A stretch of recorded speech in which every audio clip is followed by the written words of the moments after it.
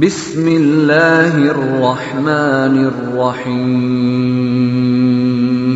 اعوذ باللہ من الشیطان الرجیم بسم اللہ الرحمن الرحیم نحمدہ ونصلی علی رسولہ الکریم رب اشرح لی صدری ویسر لی امری واحلل عقدۃ من لسانی یفقہوا قولی اما بعد فقد قال اللہ تبارک وتعالی فی قرآنہ المجید وفرقانہ الحمید وهو اصدق الصادقین بسم اللہ الرحمن الرحیم ومن اعرض عن ذکری فإن له معیشۃ ضنکا۔ عزیزان گرامی، آج کل جو ایک دور آیا ہوا ہے، ایک پرآشوب دور ہے، درد کا دور ہے، تکلیف کا دور ہے، جس میں ہر بندہ پریشان ہے۔ تو انسان جو ہے پریشان کیوں ہوتا ہے، اس کی پریشانیوں کے وجوہات، تو ان میں سے جو سب سے بڑی پریشانی جس میں آج کل پوری جو اقوام عالم گرفتار ہے وہ ہے کرونا وائرس۔ کرونا وائرس ہے کیا اور ہمیں کیا کرنا چاہیے؟ کیا یہ قابل علاج ہے یا نہیں ہے، یا کرونا وائرس میں ہمیں اپنے گھروں میں دبک کے بیٹھنا چاہیے؟ تو آئیے ہم جو ہے احادیث کے ذریعے، اقوال معصومین علیہم السلام کے ذریعے ہم اس کو ذرا دیکھتے ہیں۔ تو اللہ سب سے پہلے جو ہماری پریشانیاں، جو ہماری مشکلات ہم پر آتی ہیں، خدا قرآن کی اس آیت میں سورہ طٰہٰ آیت نمبر 126 میں فرماتا ہے وَمَنْ أَعْرَضَ عَنْ ذِكْرِي، جو بھی میرے ذکر سے روگردانی کرے، منہ پھیر لے، فَإِنَّ لَهُ مَعِيشَةً ضَنْكَا، تو اس کی زندگی جو ہے بہت سخت ہو جائے گی۔ تو سب سے پہلے جو ہمارے اوپر بیماریاں، مصیبتیں آتی ہیں، وہ انسان کے اپنے ہی ہاتھوں کی کمائی ہوتی ہے، جس میں اللہ فرماتا ہے کہ اگر تمہارے اوپر کوئی بلا نازل ہوتی ہے وہ تمہارے ہاتھوں کی کمائی ہوئی چیز ہے، تم خود ہی اسے اپنی طرف بلاتے ہو۔ تو یہ وائرس بھی انسانی جو ہے خود ساختہ ہے۔ اللہ تبارک و تعالیٰ کبھی بھی انسانوں کے اوپر اس طرح کے، کیونکہ پہلے عذاب نازل ہوتے تھے، لیکن یہ رسول خدا صلی اللہ علیہ وآلہ وسلم کی طفیل برکت سے انہوں نے یہ دعا کی کہ میری امت پر عذاب نازل نہ کیا جائے۔ یہ رسول کی امت ہونے کے ناطے رسول خدا نے ہمارے محبت میں اللہ سے ریکویسٹ کی، ہم اللہ سے درخواست کی کہ میری امت پہ عذاب کو جو ہے وہ تخفیف کیا جائے۔ لیکن آج کل جو ایک بیماری پھیلی ہے کرونا وائرس، سب سے پہلے یہ تو ایک مثلا ہیومن میڈ چیز ہے۔ یہ کرونا وائرس جو ہے وہ بایولوجیکل اینڈ اسٹریٹجیکل وار ہے ان لوگوں کے لیے جو کچھ ممالک کے ناپسندیدہ ہیں، جیسے چین ہے، ایران ہے۔ اسی طرح ان میں یہ کرونا وائرس کا اچانک سے آنا، اور یہ میرے خیال میں جو ہے بکس میں بہت سے سائنٹسٹ نے اس بات کا تذکرہ بھی کیا ہوا تھا کہ ایسی بیماری آئے گی بھی اور غائب بھی ہو جائے گی، لیکن یہ کیا ہے؟ انسانی ساختہ چیز ہے یہ، کیونکہ ایک بایولوجیکل وار چل رہی ہے، کیونکہ جس میں انسان اپنی مرضی سے لوگوں کو ختم کرنا چاہتا ہے۔ تو یہ جو ہے وائرس کو انہوں نے جو انجیکٹ کر دیا، معاشرے میں پھیلا دیا، جس کی وجہ سے لوگوں کی اموات ایسی ہو رہی ہیں کہ لوگ پریشان ہیں کہ کس طرح اس کو روکا جائے۔ تو سب سے پہلے کرونا وائرس میں ہم نے سب سے پہلے کیا کرنا ہے؟ کچھ اسٹریٹجیز، ہر بندہ ڈرا ہوا ہے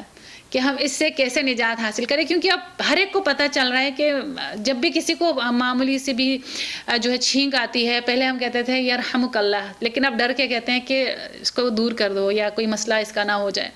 تو ہم نے کیا کرنا ہے؟ کرونا وائرس میں ہماری اسٹریٹجی کیا ہونی چاہیے؟ کوئی بھی مصیبت، کوئی بھی پریشانی، تو امام معصومین علیہ السلام نے ہمیں تعلیمات ایسی دی ہیں ہمارے لیے، الحمدللہ وہ 14 ہدایت کے چراغ، جن میں سے ایک ہمارے درمیان ہے عزیزان گرامی، ہم ان کے دامن سے متوسل ہو سکتے ہیں۔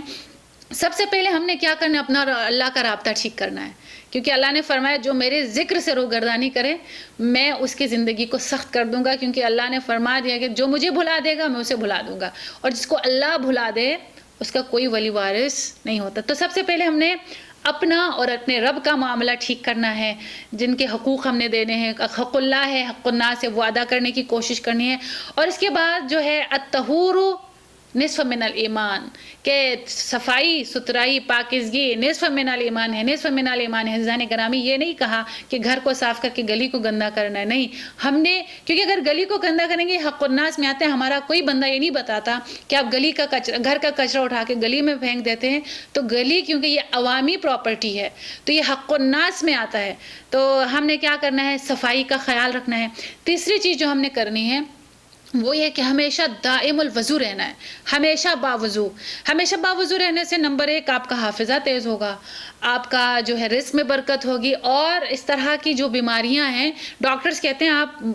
بار بار ہاتھ دو، جب آپ بار بار وضو کریں گے تو جراثیم جو ہے وہ خود بخود مر جاتے ہیں، آپ کے جو ہاتھوں پہ آئے ہوئے جراثیم۔ اور اس کے بعد ائمہ معصومین علیہم السلام سے متوسل ہونا، یہ وہ در ہیں جو اللہ نے ہماری ہدایت کے لیے کھول کے رکھے ہیں، اور کچھ اشخاص کو ہماری ہدایت کے لیے اسپیسیفکلی باپ سے بھی زیادہ شفیق ہستیاں ہیں، ان کے در پہ جانا متوسل ہونا ہے۔ تو ائمہ معصومین علیہم السلام سے مروی ہے، علماء کرام فرماتے ہیں کہ جب بھی کسی وبائی بیماری کا خطرہ ہو، نمبر 1 زیارت عاشوراء 40 دن پڑھی جائے اور اسے ہدیہ کیا جائے جناب نرجس خاتون سلام اللہ علیہا، جو کہ مادر گرامی ہے امام صاحب العصر والزمان کی، اور حدیث قصہ، دعائے توسل، اور اس کے بعد صحیفہ سجادیہ کی 7ویں دعا کو پڑھنے کی تلقین کی گئی ہے کثرت سے، کہ جس میں آخری زمانے کی جو بلائیں ہیں، شرائط ہیں، سختیاں ہیں، ان سے نمٹنے کے جو ہے وہ دعا ہے کہ جس سے اللہ سے ہم دعا کرتے ہیں۔ صحیفہ سجادیہ سب کے گھروں میں ہوگا نہیں ہے تو آپ یہ گھروں میں محفلیں سجائیں جس میں آپ صحیفہ سجادیہ کے 7ویں دعا کو دن میں 1 دفعہ ضرور پڑھا کریں۔ اور اس کے علاوہ عزیزان گرامی جو بہت امپورٹنٹ بات میں کرنے جا رہی ہوں وہ یہ ہے کہ ہم اس کرونا وائرس کو، جو کہ دشمن کی طرف سے ایک چال ہے، وَمَكَرُوا وَمَكَرَ اللَّهُ وَاللَّهُ خَيْرُ الْمَاكِرِينَ، ہمیشہ دشمن کی چال اس کے ہی خلاف ہوتی ہے، تو ہم اس دشمن کی سازش کو، اس دشمن کے مکر کو اس کے خلاف استعمال کریں۔ کس طرح؟ عزیزان گرامی، کیونکہ کرونا وائرس سے ہمیں پہلے بتا دی، اس میں ہمیں خوف زدہ نہیں ہونا، لیکن ہم نے اس کو استعمال کرنا ہے ظہور امام زمانہ کے لیے۔ کیسے؟ جیسے فار ایگزامپل سب کو پتہ ہے یہ وائرس ہے، کسی کو بھی ہو سکتا ہے، اور ہونے کے بعد بچنے کے چانسز بھی کچھ، جیسے ایک ہوا بنایا ہوا ہے، چانسز بھی بہت کم ہیں۔ اب ہم کیا کریں؟ ہم یہ کریں جی امام زمانہ کے لیے دعا کریں، یعنی اس وائرس کو ہم استعمال کریں۔ جب ہم دیکھیں ایک بندہ جب بستر بیماری پہ ہوتا ہے اس کے دعا کرنے کا انداز اور ہوتا ہے، ایک صحت مند انسان کی دعا کرنے کا انداز اور ہوتا ہے، اور ایک مبتلا اور مضطر، اَمَّن یُجِیبُ الْمُضْطَرَّ اِذَا دَعَا، یعنی کون ہے وہ جو مضطر کی دعا سنتا ہے، اور ہمیں مضطر بننا ہے امام کے لیے۔ مجھے اور آپ کو نہیں پتا کہ میرا اور آپ کا ولی اور وارث ہمارے درمیان ہوتے ہوئے بھی نہیں ہے، اگر وہ نہ ہوتے تو اگر لولا حجت لساخت الارض اہلہا، اگر حجت خدا سے زمین خالی ہو جائے تو زمین اپنے اہل کو نگل لے۔ یہ جو درخت پہ پھل پھول پودے لگ رہے ہیں یہ سب وجود مبارک امام صاحب العصر والزمان کی برکت سے، میں اور آپ زندہ سانس لے رہے ہیں ان کی وجود بابرکت سے، لیکن گناہوں کا پردہ آیا ہوا ہے، میں اور آپ نہیں جانتے کہ ہم کس نعمت عظمیٰ، نعمت کبریٰ سے محروم ہیں۔ تو کیا کریں عزیزان؟ ہم دعا کریں مضطر بن کے۔ کیسے مضطر بن کے؟ جیسے بنی اسرائیل نے دعا کر کے، بنی اسرائیل کے اوپر جب فرعون نے مظالم کو شدید کر دیا، اور ان میں کیا ہے، خدا کیا فرماتا ہے، یذبحون ابناءکم، ان کے بیٹوں کو مارنے لگے، ویستحیون نساءکم، اور ان کی عورتوں کو زندہ چھوڑنے لگے، مبادا یہ وہی شخص نہ ہو جو آئے گا اور میرے تخت و تاج کو تاراج کرے گا، کیونکہ اسے بتایا گیا تھا کہ بنی اسرائیل میں ایک ایسا بیٹا عنقریب پیدا ہونے والا ہے۔ تو عزیزان گرامی انہوں نے کیا کہ جب بہت زیادہ مظالم سخت ہو گئے تو انہوں نے کیا کہ آ جاؤ بھائی، سب صحرا میں چلے گئے، ماؤں سے بچوں کو الگ کیا، جانوروں کے بچے جو ہے اپنے ماؤں سے الگ کر دیے گئے، بوڑھے جو مرد و زن تھے وہ صحرا میں الگ ہو کر چلے گئے، یعنی ہر بندہ ایسے سکیٹرڈ ہو گیا، ایسے بکھر گیا، اور بکھر کے ایسے دعا کرنے لگے، وہ روز جاتے تھے دعا کرنے اور اللہ سے مضطر ہو کر دعا مانگتے تھے اور کہتے تھے اللہ بس اب اور ہم سے صبر نہیں ہو رہا، اب ہمارے منجی کو، ہمارے نجات دہندہ کو بھیج دیں۔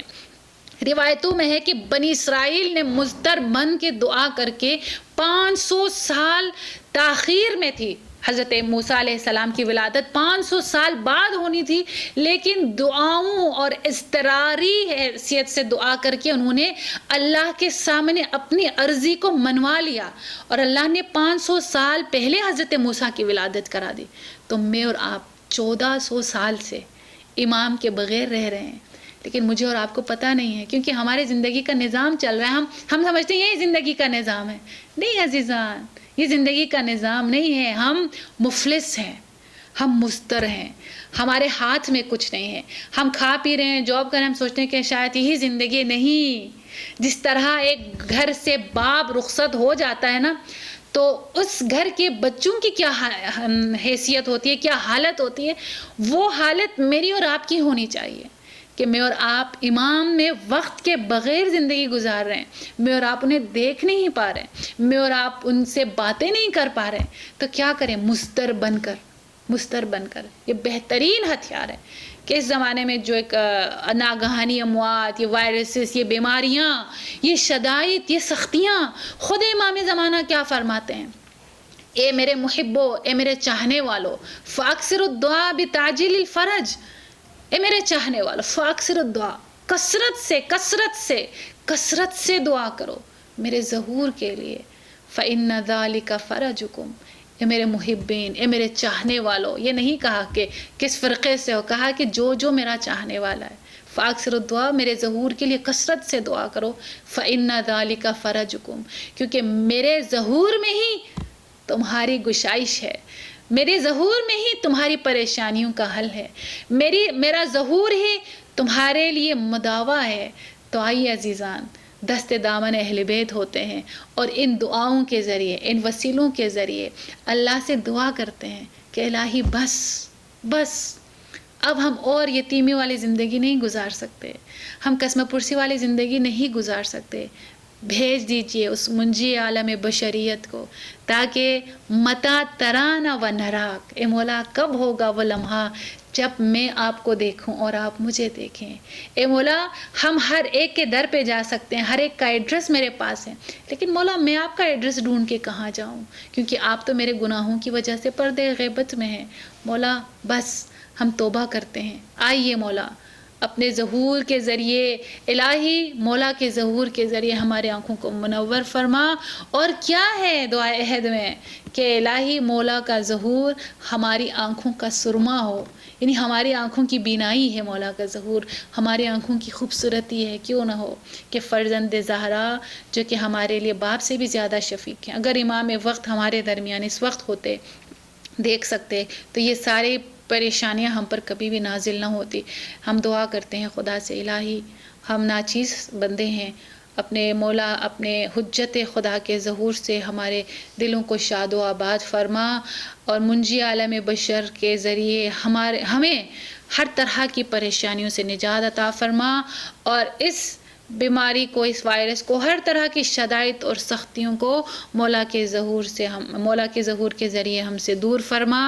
الہی ہم کو امام کے سپہ سالاروں میں شامل فرما. وآخر دعوانا الحمدللہ رب العالمین، وصلی اللہ علی سیدنا محمد وآلہ الطیبین الطاہرین. اللہم صلی علی محمد وآل محمد وعجل فرجهم.